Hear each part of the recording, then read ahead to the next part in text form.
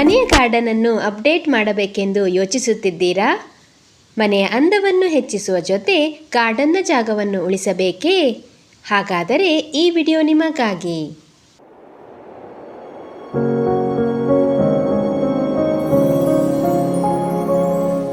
ಎಲ್ಲರಿಗೂ ನಮಸ್ತೆ. ಶಿಲ್ಪಾಸ್ ಗಾರ್ಡನ್ಗೆ ಸ್ವಾಗತ. ಇವತ್ತಿನ ವಿಡಿಯೋದಲ್ಲಿ ಗಾರ್ಡನ್ನ ಲುಕ್ಕನ್ನು ದುಪ್ಪಟ್ಟು ಮಾಡುವ ಹ್ಯಾಂಗಿಂಗ್ ಪಾಟ್ಗಳ ಬಗ್ಗೆ ತಿಳಿಸಲಿದ್ದೇನೆ. ಹ್ಯಾಂಗಿಂಗ್ ಪಾಟ್ಗಳ ಆಯ್ಕೆ ಹೇಗಿರಬೇಕು, ಅದೇ ರೀತಿ ಗಿಡ ಬೆಳೆಸಲು ಬಳಸುವ ಪಾಟಿಂಗ್ ಮಿಕ್ಸ್ ಬಗ್ಗೆ ತಿಳಿಸಲಿದ್ದೇನೆ. ವಿಡಿಯೋದ ಕೊನೆ ಭಾಗದಲ್ಲಿ ಹ್ಯಾಂಗಿಂಗ್ ಪಾಟ್ನಲ್ಲಿ ಬೆಳೆಸಬಹುದಾದ ಬಳ್ಳಿ ರೀತಿ ಬೆಳೆಯುವ ಕಟಿಂಗ್ನಿಂದ ಸುಲಭವಾಗಿ ಬೆಳೆಸಬಹುದಾದ ಬಾಲ್ಕನಿ ಹಾಗೂ ಮನೆ ಅಂಗಳಕ್ಕೆ ಆಕರ್ಷಕ ನೋಟ ನೀಡುವ 5 ಗಿಡಗಳ ಬಗ್ಗೆ ಕೂಡ ತಿಳಿಸಲಿದ್ದೇನೆ. ಹಾಗಾಗಿ ವಿಡಿಯೋವನ್ನು ಎಲ್ಲೂ ಸ್ಕಿಪ್ ಮಾಡದೆ ಕೊನೆಯ ತನಕ ವೀಕ್ಷಿಸಿ. ಹೊಸಬರಾಗಿದ್ದರೆ ಪ್ಲೀಸ್ ಚಾನಲನ್ನು ಸಬ್ಸ್ಕ್ರೈಬ್ ಮಾಡಿ, ಬೆಲ್ ಐಕಾನನ್ನು ಕ್ಲಿಕ್ ಮಾಡಿ ಎಂದು ವಿನಂತಿ. ಮೊದಲಿಗೆ ಹ್ಯಾಂಗಿಂಗ್ ಪಾಟ್ನ ಆಯ್ಕೆ ಹೇಗಿರಬೇಕು ಎಂದು ನೋಡುವ. ಆದಷ್ಟು ಹ್ಯಾಂಗಿಂಗ್ ಪಾಟನ್ನು ಆಯ್ಕೆ ಮಾಡುವಾಗ ಈ ಸೈಜಿನ ಪ್ಲಾಸ್ಟಿಕ್ ಪಾಟ್ಗಳನ್ನು ತೆಗೆದುಕೊಳ್ಳುವುದು ಉತ್ತಮ. ಆನ್ಲೈನ್ ಮತ್ತು ಆಫ್ಲೈನ್ ಎರಡರಲ್ಲೂ ಸಿಗುವಂತಹ ಈ ಥರದ ಪಾಟ್ ತೆಗೆದುಕೊಳ್ಳುವುದರಿಂದ ಆಗುವ ಲಾಭಗಳೆಂದರೆ ಬೇಕಾದಷ್ಟು ಜಾಗದ ಲಭ್ಯತೆ ಇರುವುದರಿಂದ ಗಿಡ ಬೆಳೆಸಿದಾಗ ಗಿಡ ಚೆನ್ನಾಗಿ ಬೆಳೆಯುತ್ತದೆ. ಜೋರಾದ ಗಾಳಿ ಬೀಸಿದಾಗ, ಮಳೆ ಬಂದಾಗ ಅದನ್ನು ತಡೆದುಕೊಳ್ಳುವ ಶಕ್ತಿ ಕೂಡ ಇರುತ್ತದೆ. ಹಾಗಾಗಿ ದೀರ್ಘಕಾಲ ಉಳಿಯುತ್ತದೆ. ಇನ್ನು ಹ್ಯಾಂಗಿಂಗ್ ಪಾಟ್ ಬಳಸುವಾಗ ನೆನಪಿಡಬೇಕಾದ ಅಂಶಗಳು. ಮೊದಲನೆಯದು ಗಿಡಗಳ ಆಯ್ಕೆ. ಬಳ್ಳಿ ಜಾತಿಯ ಗಿಡಗಳನ್ನು ಹ್ಯಾಂಗಿಂಗ್ ಪಾಟ್ಗಳಲ್ಲಿ ಬೆಳೆಸುವುದು ಸೂಕ್ತ.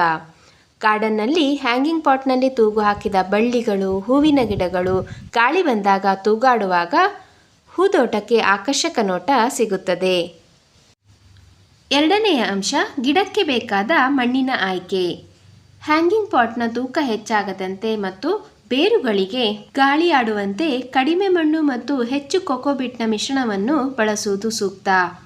ಪಾಟಿಂಗ್ ಮಿಕ್ಸ್ ಮಾಡುವಾಗ 1 ಭಾಗ ಕೊಕೊಪೀಟ್, 1 ಭಾಗ ಸಾವಯವ ಗೊಬ್ಬರ ಅಥವಾ ಎರೆಹುಳ ಗೊಬ್ಬರ ಹಾಗೂ 1 ಭಾಗ ಮರಳು ಮಿಶ್ರಿತ ಮಣ್ಣನ್ನು ಮಿಶ್ರಣ ಮಾಡಿ ತೆಗೆದುಕೊಳ್ಳುವುದು ಉತ್ತಮ.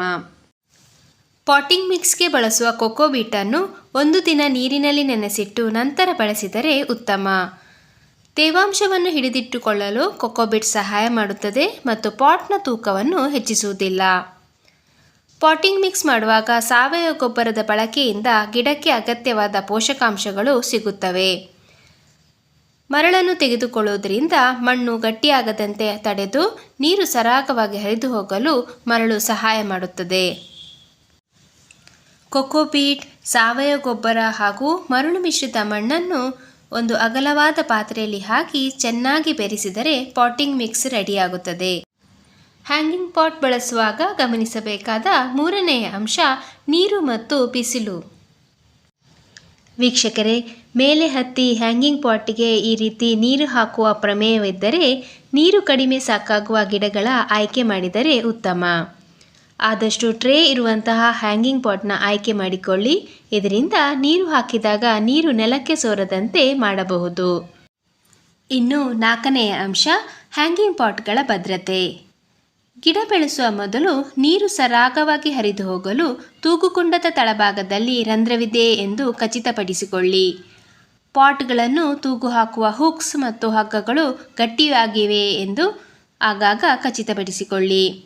ತುಂಬ ವರ್ಷ ಬಳಸಿದಾಗ ಹಗ್ಗ ಹಾಳಾದಾಗ ಹ್ಯಾಂಗಿಂಗ್ ಪಾಟ್ಗಳನ್ನು ಈ ರೀತಿ ಮಾರ್ಪಾಡು ಮಾಡಿ ರಿಯೂಸ್ ಮಾಡಿಕೊಳ್ಳಿ. ಇನ್ನು ಹ್ಯಾಂಗಿಂಗ್ ಪಾಟ್ನಲ್ಲಿ ಬೆಳೆಸಬಹುದಾದ ಗಿಡದ ಬಗ್ಗೆ ಮಾಹಿತಿ. ಹ್ಯಾಂಗಿಂಗ್ ಪಾಟ್ಗೆ ಸೂಕ್ತವಾದ ಮೊದಲನೆಯ ಬಳ್ಳಿ money plant. Money plant ಗಾರ್ಡನ್ಗೆ greenery add ಮಾಡುತ್ತದೆ. ಹ್ಯಾಂಗಿಂಗ್ ಪಾಟ್ನಲ್ಲಿ ತುಂಬ ಚೆನ್ನಾಗಿ ಬೆಳೆಯುತ್ತದೆ. ಮನಿ ಪ್ಲ್ಯಾಂಟ್ ಬಗ್ಗೆ ಆಲ್ರೆಡಿ ನಾನು ಡೀಟೇಲ್ ಆದ ವಿಡಿಯೋ ಮಾಡಿದ್ದೇನೆ. ಡಿಸ್ಕ್ರಿಪ್ಷನ್ ಬಾಕ್ಸ್ನಲ್ಲಿ ಅದರ ಲಿಂಕನ್ನು ಹಾಕಿರುತ್ತೇನೆ.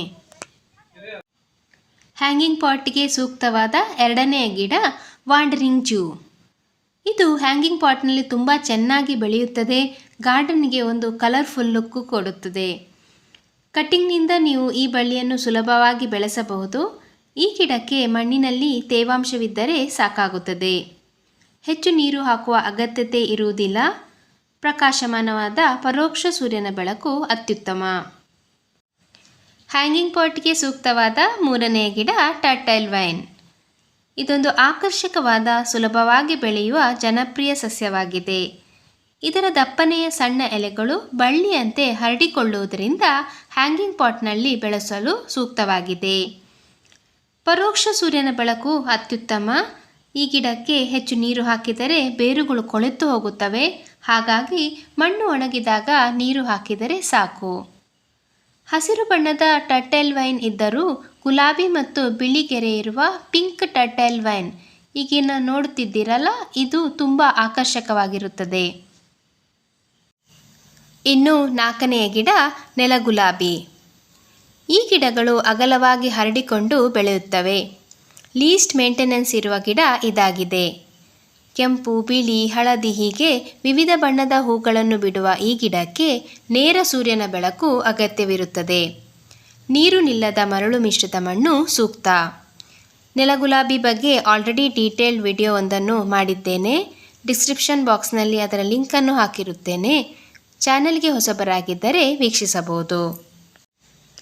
ಹ್ಯಾಂಗಿಂಗ್ ಪಾಟ್ಗೆ ಸೂಕ್ತವಾದ ಐದನೆಯ ಗಿಡ ಜೇಡ್ ಪ್ಲ್ಯಾಂಟ್. ಈ ಗಿಡವು ದಕ್ಷಿಣ ಆಫ್ರಿಕಾ ಮೂಲದ್ದಾಗಿದ್ದು ಅದೃಷ್ಟ ಮತ್ತು ಸಂಪತ್ತು ತರುತ್ತದೆ ಎಂಬ ನಂಬಿಕೆ ಇದೆ. ಈ ಗಿಡಕ್ಕೆ 4ರಿಂದ 6 ಗಂಟೆಗಳ ಕಾಲ ಪರೋಕ್ಷವಾದ ಸೂರ್ಯನ ಬೆಳಕು ಬೇಕಾಗುತ್ತದೆ. ಮಣ್ಣು ಸಂಪೂರ್ಣವಾಗಿ ಒಣಗಿದ ನಂತರವೇ ಗಿಡಕ್ಕೆ ನೀರು ಹಾಕಬೇಕು. ನಾಣ್ಯದ ಆಕಾರದ ದಪ್ಪ ಎಲೆಗಳನ್ನು ಹೊಂದಿರುವುದರಿಂದ ಹೆಚ್ಚು ನೀರು ಬೇಕಾಗುವುದಿಲ್ಲ. ಗಾರ್ಡನ್ ಪ್ರಿಯರೇ, ಈ ಎಲ್ಲ ಬಳ್ಳಿ ಜಾತಿಯ ಗಿಡಗಳಿಗೆ ಸಾವಯವ ಗೊಬ್ಬರದ ಅಗತ್ಯತೆ ಕಡಿಮೆ. ನೀರು ಕೂಡ ಹೆಚ್ಚು ಬೇಕಾಗುವುದಿಲ್ಲ. ನಿರ್ವಹಣೆ ತುಂಬ ಸುಲಭ. ಪುನಃ ಹೊಸ ಗಿಡ ಮಾಡುವುದು ಇನ್ನೂ ಸುಲಭ. ಇಷ್ಟೆಲ್ಲ ಅನುಕೂಲಗಳ ಜೊತೆ ಹ್ಯಾಂಗಿಂಗ್ ಪಾಟ್ನಲ್ಲಿ ಈ ಗಿಡಗಳನ್ನು ನೀವು ಬೆಳೆಸಿದರೆ ಗಾರ್ಡನ್ಗೆ ಹೊಸ ಲುಕ್ಕು ಬರುವುದರಲ್ಲಿ ಸಂಶಯವಿಲ್ಲ. ಆದಷ್ಟು ಗಿಡ ಬೆಳೆಸಿ ಪರಿಸರ ಸಂರಕ್ಷಣೆಯಲ್ಲಿ ಅಳಿಲ ಸೇವೆ ಮಾಡುವ ಎಂದು ಹೇಳುತ್ತಾ ಇವತ್ತಿನ ವಿಡಿಯೋವನ್ನು ಮುಗಿಸುತ್ತಿದ್ದೇನೆ. ವಿಡಿಯೋ ಇಷ್ಟವಾದರೆ ಪ್ಲೀಸ್ ಲೈಕ್ ಮಾಡಿ, ವಿಡಿಯೋ ಶೇರ್ ಮಾಡಿ, ಅನಿಸಿಕೆ ಅಭಿಪ್ರಾಯಗಳನ್ನು ಕಮೆಂಟ್ ಮಾಡಿ. ಹೊಸಬರಾಗಿದ್ದರೆ ಚಾನಲನ್ನು ಸಬ್ಸ್ಕ್ರೈಬ್ ಮಾಡಿ. ಎಲ್ಲರಿಗೂ ಧನ್ಯವಾದಗಳು.